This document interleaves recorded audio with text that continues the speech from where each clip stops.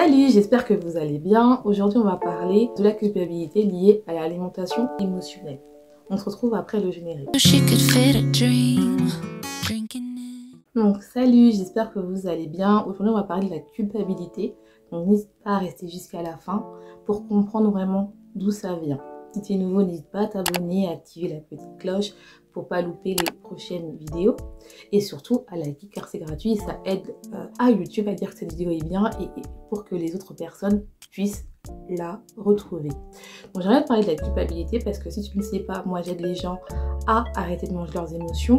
Et en fait, il y a une de mes coachées, et je me suis rendu compte que cette culpabilité était fort présente, surtout que c'est la culpabilité liée à l'émotion. J'aimerais te poser, avant de commencer cette vidéo, 2 questions.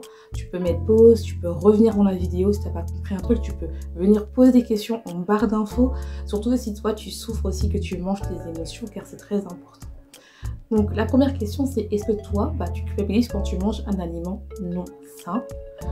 Deuxièmement, est-ce que d'où ça vient? Est-ce que toi, quand tu étais petite, on t'a fait comprendre que manger du chocolat c'est mal, que manger des légumes c'est bien?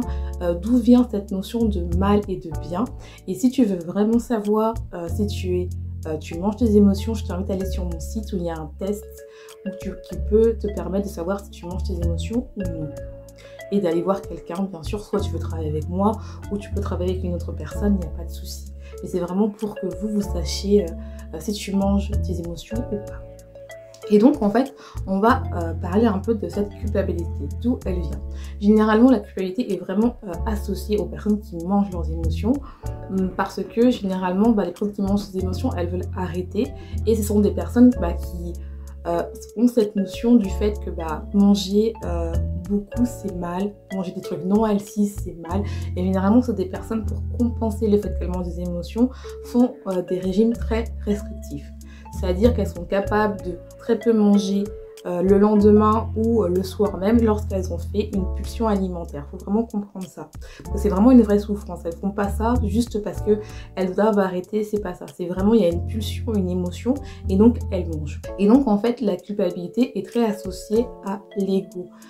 Et en fait, notre ego, lui, il reproduit ce qu'on a appris. C'est-à-dire que pour lui, si par exemple on a mangé du chocolat, vu que pour nous qui mangeons nos émotions, on pense que le chocolat est mal, notre ego va dire en fait que tu as fait, c'est mal, c'est limite tu dois être au pilori, c'est mal. Et donc en fait on va culpabiliser. Notre ego il s'en fiche de savoir si le fait de culpabiliser, le fait de ne plus culpabiliser va nous faire du bien. Lui il est sur l'instant présent. C'est pour ça qu'il est très important de travailler sa relation avec son alimentation.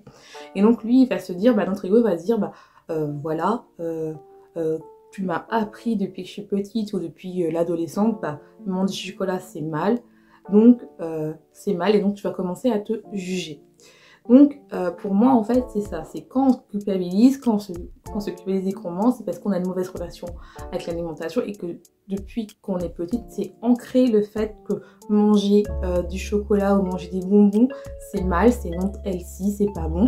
Et donc en fait, on a tendance, lorsque on mange ces aliments-là, on est dans l'interdit, on est dans le côté où c'est mal. Et donc on va avoir tendance, surtout si on est en pulsion alimentaire, à être dans le côté où on va trop en manger. C'est vraiment lié, surtout si vous, les filles, bien sûr que j'ai des garçons, vous êtes dans une alimentation trop restrictive.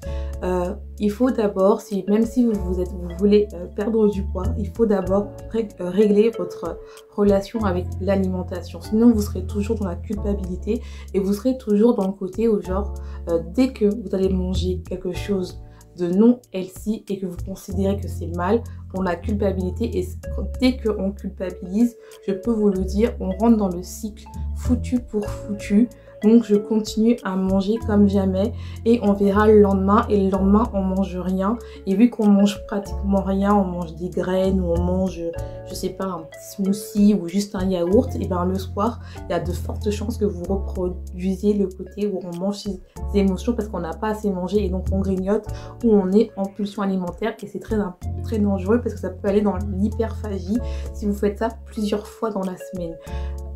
Et n'oubliez pas, pour être hyperphagique, il faut que vous faites la même chose pendant minimum 4 fois par semaine et que vous mangez des grosses quantités. Et ça ne sert à rien de vous culpabiliser juste parce que vous mangez du chocolat ou que vous mangez des bonbons. Il faut comprendre pourquoi vous en mangez et non pas vous culpabiliser. Donc c'est tout pour cette vidéo. J'espère qu'elle t'aura plu. J'espère qu'elle va t'aider vraiment à arrêter de culpabiliser ou bien juste de comprendre pourquoi tu culpabilises et de comprendre l'importance de se réconcilier avec son alimentation. Donc j'espère que cette vidéo t'aura plu. N'hésite pas à t'abonner, à liker, à activer la petite cloche. Et puis on se retrouve dans une prochaine vidéo. Et n'oublie pas, sois ta propre vérité.